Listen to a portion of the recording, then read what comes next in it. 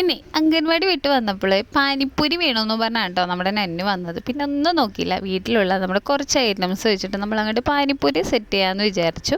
അപ്പോൾ നമ്മൾ അതിന് വേണ്ടിയിട്ട് മല്ലിയിലയും പിന്നെ ഇഞ്ചി, ചെറിയൊരു കഷ്ണം പച്ചമുളകും, ഇത്ര ഐറ്റംസാണ് കേട്ടോ എടുത്തേക്കുന്നത്. മിൻറ്റിലയും കൂടി വേണമായിരുന്നു, പക്ഷെ നമുക്ക് മിൻറ്റില കിട്ടിയില്ലായിരുന്നു. അപ്പോൾ നമ്മൾ ഉള്ളത് വെച്ച് അങ്ങോട്ട് തട്ടിക്കൂട്ടി തയ്യാറാക്കാൻ വേണ്ടി തുടങ്ങി. അപ്പോൾ പുളിവെള്ളത്തിലോട്ടാണ് കേട്ടോ ഈ മിക്സിയിലിട്ട് അടിച്ചെടുത്തതും കൂടി അങ്ങോട്ട് ചേർത്തു. കുറച്ച് ഉപ്പും കൂടി ചേർത്തിട്ട് വെള്ളം നമ്മൾ സെറ്റ് ചെയ്തു. പിന്നെ ബോൾസ് നമുക്ക് വാങ്ങാൻ വേണ്ടി കിട്ടി. കൂടി മിക്സറും സവാളയും സോസും, ഇത്ര ഐറ്റംസ് വെച്ചിട്ടാണ് കേട്ടോ നമ്മുടെ തട്ടിക്കൂട്ടി പാൻപൂരി നമ്മൾ തയ്യാറാക്കുന്നത്. അപ്പോൾ ബോൾസിൻ്റെ മുകൾ ഭാഗം ഇങ്ങനെ നമ്മളിങ്ങനെ പൊട്ടിച്ചു കൊടുത്തു.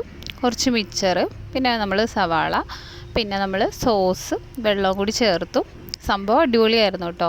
നല്ല ടേസ്റ്റി ആയിട്ടുള്ള പാനിപ്പൂരി തന്നെയാണ് കേട്ടോ നമുക്ക് കിട്ടിയത്.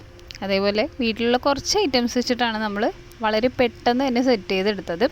അങ്ങനെ നന്നുവിന് ഇത് സെറ്റ് ചെയ്ത് കൊടുത്തു കേട്ടോ. പക്ഷേ പുള്ളിക്ക് വെള്ളം ചേർത്തത് അങ്ങോട്ട് ഇഷ്ടമായില്ല.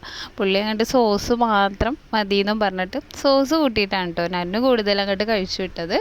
പാനിപ്പൂരി ഇഷ്ടമാണെങ്കിൽ എപ്പോഴും ഹിന്ദിക്കാർ കച്ചവടം ചെയ്യാനായിരിക്കും കൂടുതൽ കണ്ടിട്ടുള്ളത്. അപ്പോൾ എത്രത്തോളം ആ വെള്ളം നല്ലതായിരിക്കും എന്നുള്ള ഡൗട്ടിൽ എപ്പോഴും വാങ്ങാറില്ല. പക്ഷേ വീട്ടിലാകുമ്പോൾ നമുക്ക് നല്ല ധൈര്യത്തോടു കൂടി തന്നെ കഴിക്കാം കേട്ടോ. അതും വളരെ പെട്ടെന്ന് തന്നെ തയ്യാറാക്കാനും പറ്റും. നല്ല സിമ്പിളായിട്ടുള്ള നല്ല അടിപൊളി പാനിപ്പൂരി അങ്ങനെ ഞങ്ങൾ സെറ്റ് ചെയ്ത് ഞങ്ങൾ എല്ലാവരും കഴിച്ചു കേട്ടോ. നന്നുവിന് കൂടുതൽ സോസ് മതിയെന്നും പറഞ്ഞത് സോസ് നെക്കിപ്പിഴിയുന്ന കാഴ്ച കേട്ടോ കാണുന്നത്.